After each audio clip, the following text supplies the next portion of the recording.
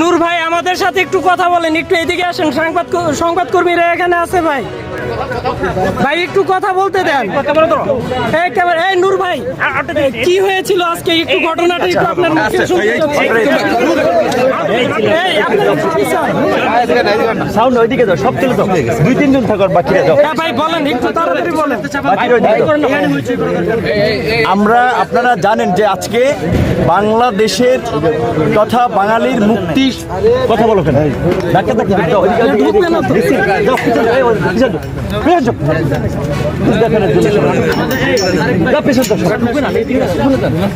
হ্যাঁ নূর ভাই বলেন। আজকে বাঙালির মুক্তি সংগ্রামের অবিসংবাদিত নেতা মাওলানা ভাসানীর 45তম মৃত্যুবার্ষিকীতে আমরা শ্রদ্ধা নিবেদন করতে আসছিলাম। আমরা শ্রদ্ধা নিবেদন করার উদ্দেশ্যে মাজারে ঢোকার পথেই আমাদের সামনে আমাদের বোনেরা ছিল, তাদের ওড়না কাপড় চুপড় ধরে টেনে কয়েকজনের ছিঁড়ে ফেলানো হয়েছে, কয়েকজনকে আক্রমণ করা হয়েছে, নারীদের শ্লীলতাহানি করা হয়েছে এবং আমাদের ভাইদেরকে বাঁশ চোখা করে ঘাই দিয়েছে, অনেককে রক্তাক্ত করেছে। ওখানে অনেক পুলিশ ছিল, তারা দেখেও কিন্তু আমাদেরকে সেভ করার জন্য এগিয়ে আসে নাই। যখন আমার সহযোদ্ধারা আমাকে সেভ করার জন্য পুলিশের একটা প্রিজন ভ্যানের ওখানে নিয়ে গেছিল, সেখানেও কিন্তু পুলিশ আমাদেরকে প্রিজন ভ্যান থেকে নামিয়ে ওদের হাতে তুলে দেওয়ার জন্য বারবার নামাই দিতে চাচ্ছিল।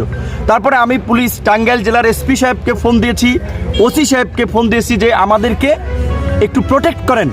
তারা বলছে যে আপনারা চলে যান এখান থেকে। ছাত্রলীগের যুবলীগের নেতাকর্মীরা বাইরে আপনারা দেখতে পাচ্ছেন দেশে অস্ত্রশস্ত্র নিয়ে, রামদাও, হকি স্টিক, লাঠি সোটা নিয়ে তারা বাইরে অবস্থান নিচ্ছে। তারা আমাদেরকে এর মধ্যে চলে যেতে বলছে যে আমরা যেন ওদের হাতে জীবনটা দিয়ে যাই। তাদের কাছে নিরাপত্তা চেয়ে আমরা নিরাপত্তা পাচ্ছি না। আজকে পুলিশ বাহিনী, আইন শৃঙ্খলা বাহিনী জনগণের ভ্যাট ট্যাক্সের টাকায় পরিচালিত একটা বাহিনী। আমি ডাকসুর ভিপি, রাজনৈতিক দলের সেক্রেটারি, আমরা যদি নিরাপত্তা না পাই তাহলে কারাই দেশে নিরাপত্তা পাবে?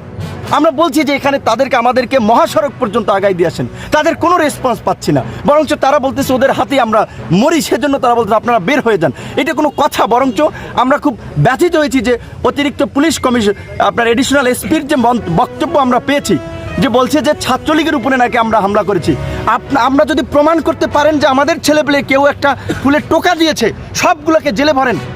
আর আক্রমণ তো ছাত্রলীগ করেছে, এখন তাহলে কি পুলিশ ছাত্রলীগ মিলে আমাদের উপরে আক্রমণ করেছে যে পুলিশও ছাত্রলীগের পক্ষে আমাদের বিরুদ্ধে গিয়ে কথা বলছে, অথচ ছাত্রলীগের ছেলেরা টহল দিচ্ছে অস্ত্রশস্ত্র নিয়ে? আপনারা তো দেখতেছেন, সাংবাদিকরা সঠিক তথ্যটা আপনারা তুলে ধরেন।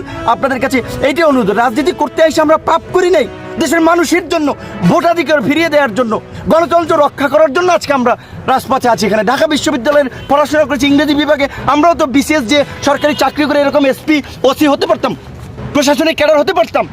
দেশের জন্য আজকে রাজনীতি করতে আসছি।